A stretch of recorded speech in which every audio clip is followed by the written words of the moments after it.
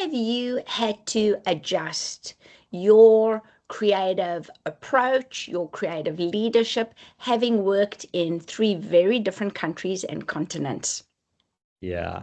I guess like you said in the intro, we were lucky that we got to work in South Africa and Singapore and New York. It's interesting because it is very different, the industries are quite different. The types of creatives are very different.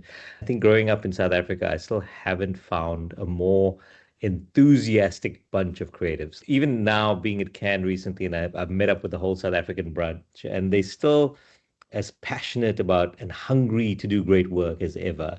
And I honestly haven't found that level of enthusiasm and creativity and hunger Yeah. as we had in South Africa back in the day.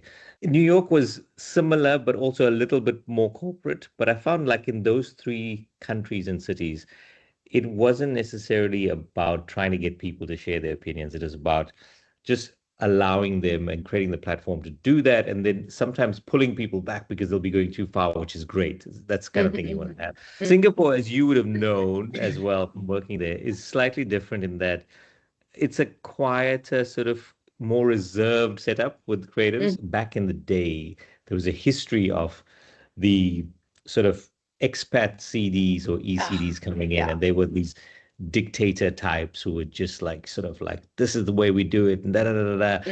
And people thought that that was the only way to have great creative cultures and agencies, which I don't think that great work comes when you work under fear. It's been my motto to prove that nice people will finish first. You Yes, can do great yes, work, right. but you can be decent human beings while you're doing it. So I guess my approach in Singapore is give people a platform where they can feel safe to express themselves freely without any repercussions, and just get the best out of people that way. There's a lot of good thinking and ideas here. First started off in Singapore 26 years ago. I mean, I just can't believe this. And so I really understand what you're talking about. I have found, actually, particularly here in the US, people think, oh, because I'm Caucasian, I'm a Westerner. And Yeah. sometimes I have to, actually say to people, I'm not a Westerner.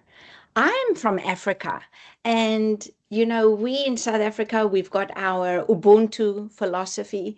Yeah. And I found that idea of all tides rise worked a lot easier actually Yeah. in Asia. And what helped me is I actually went down the history route and I started reading a lot of books about Chinese history and Singapore history to really understand that come from state. I think that has served me well because I've had projects where, you're trying to decode the semiotics of, Yeah. the Mexican market or the Russian market or, what it means to be Black and African American. And I always go back to what is the come from state. And then that has helped me really be able to understand how to then work with different people.